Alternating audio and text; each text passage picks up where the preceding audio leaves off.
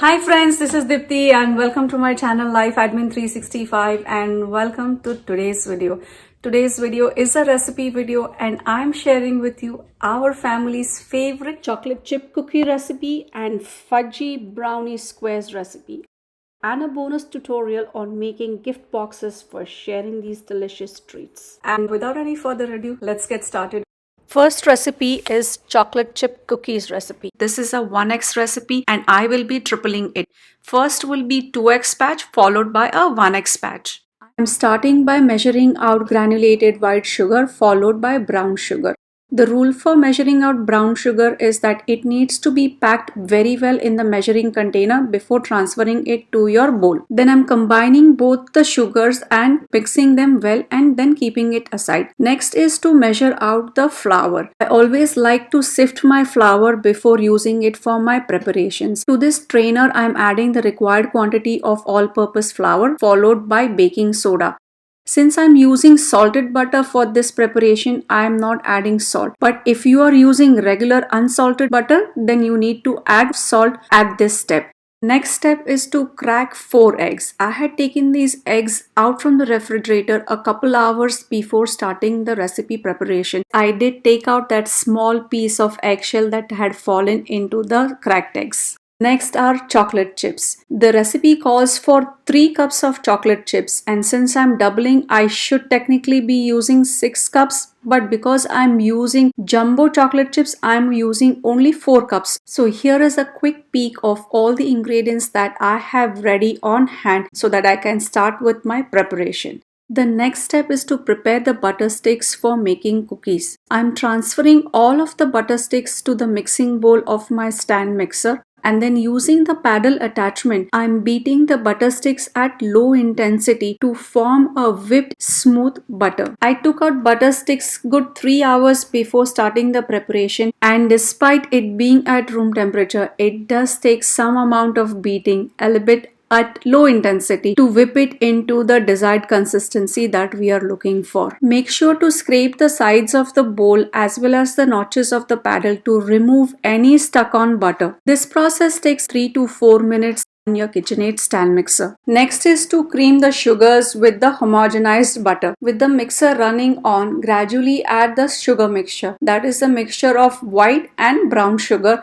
As sugar mixture starts incorporating into the butter, the resulting mixture starts becoming fluffy. That is a cue to know that the butter has beaten up enough and is now ready for the next step. Once again, scrape the sides of the mixing bowl as well as the notches in the paddle to remove all the stuck on butter and sugar and to ensure that you get a homogenized mixture. The next step is to add cracked eggs. I'm adding 1 egg at a time and once that has incorporated well into the sugar butter mixture, then I add the next one. I just want you guys to know that I did add the vanilla extract, but unfortunately I did not record that, so I don't have it to show here, but I did add vanilla extract. The next step is to add our previously sifted dry ingredients, which was the flour and baking soda. 2 things to remember here. First, add the dry ingredients in parts and second, do not overbeat once all the dry ingredients are added. Adding in part will prevent dry pockets or sections which are not mixed properly and overbeating will prevent the cookie from becoming tough. Last but not least, it's time to add our star ingredient, which are the chocolate chip morsels. I am using jumbo semi-sweet chocolate chip morsels. You can use milk chocolate chip morsels or white chocolate chip morsels or a combination of any of these chocolate chip morsels. And if you want, you can replace 1 cup of chocolate chip morsels with 1 cup of nuts such as walnut. There are no takers for nuts in my house, so I just stick to chocolate chips. What you don't see here is that my kids are waiting for me to finish scooping the dough out into cookies so that they can lick the remaining in the mixing bowl. They are more excited for the cookie dough than the cookies themselves. If you've not already preheated your oven, now is a good time to get it preheated. Now that your oven is preheating, it's time to scoop out the cookie dough and shape it into cookies. I have lined my baking sheet with a silk pad or a silicone liner, and I'm scooping out the cookies using my handy dandy cookie scoop. I get about 24 to 28 such large cookies from a 1x batch. It all depends on how much my kids have snacked on the cookie dough before they could be made into cookies for baking. Now it's time to bake these cookies. For this baking, we have set the temperature for at 375 degrees Fahrenheit, and I am going to bake it for 11 minutes.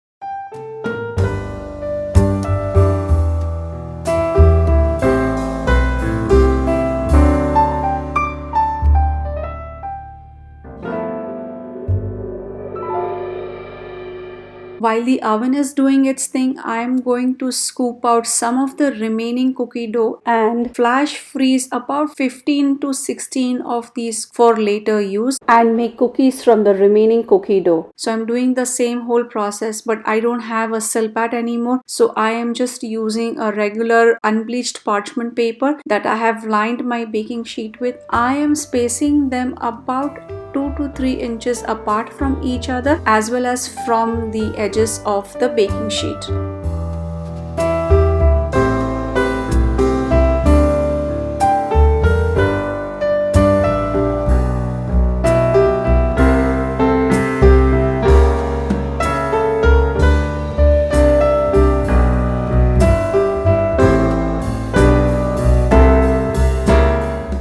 It's time to take the first batch of cookies out from the oven. Oh my god, aren't they gorgeous? Perfectly baked. Perfect. In goes the last batch of the cookie doughs that we just scooped out, ready to be baked at 375 degrees Fahrenheit for 11 minutes. Now comes the hardest part, waiting for the cookies to cool. But the cookies need to cool completely on the baking sheet before we can even transfer them onto our cooling rack. It's been over 15 minutes that the cookies have been cooling on the baking sheet, and now it's time to transfer them onto the cooling rack. They're cool enough to handle by hand. They are not ready to be eaten yet because their centers are still soft, and there is a good chance that the cookie will crumble when you try to eat it. So it's best to let them cool for another 15 to 20 minutes max, and they will be ready for you to enjoy. One more batch of cookie dough remaining to be made. That's it. So here is a quick look at the 1x recipe that I am making using my handheld electric mixer. Process is exactly the same. You beat the butter sticks to homogenize it, then cream it along with the sugars, add the eggs, and then gradually mix in the dry ingredients until everything is well combined. Finally, stir in vanilla and chocolate chip morsels to form a uniform cookie dough mixture. Then scoop out the cookie dough onto a baking sheet and bake it in a preheated oven at 375 degrees Fahrenheit for about 11 minutes. Let the cookies cool on baking sheet before transferring them on the cooling rack. Then stack them together and put them in an airtight container. Next, I'm collecting all the flash frozen cookie dough bites and putting it in Ziploc bag for later use. But you guys know this, I don't think I'm going to bake this. It's mostly going to be eaten as is. I would highly recommend you guys try this recipe out. It's a no-fail recipe as long as you keep 4 or 5 tips in mind. The first and foremost is that the butter has to be at room temperature and it needs to be squishy. You cannot use butter that has just come out of the refrigerator. You cannot melt the butter in the microwave or on the stove to bring it to that consistency. The cookies made from that butter are not going to have that perfect chewy taste that we have when we eat chocolate chip cookies. The eggs also need to be at room temperature. That's the other requirement. The third thing is that make sure you are not over beating the batter. Once you add flour, you don't want to over mix the batter.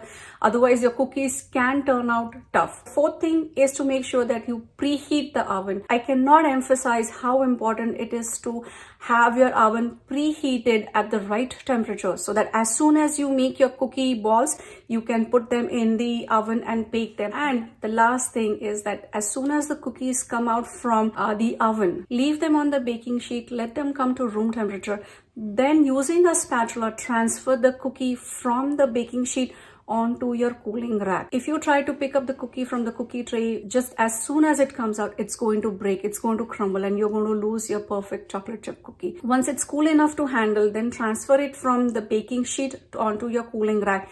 Give another 15-20 minutes of cooling and then transfer the cool down cookies into an airtight container for storage. The next one is my NoBake Eggless Fudgy Brownie squares. I am making a double batch, hence all the ingredients are doubled. If you want to make a single batch, just half the recipe ingredients. This recipe uses only 4 ingredients: condensed milk, Parle-G biscuits or regular biscuits of your choice, cocoa powder and butter, and it gets made in no time.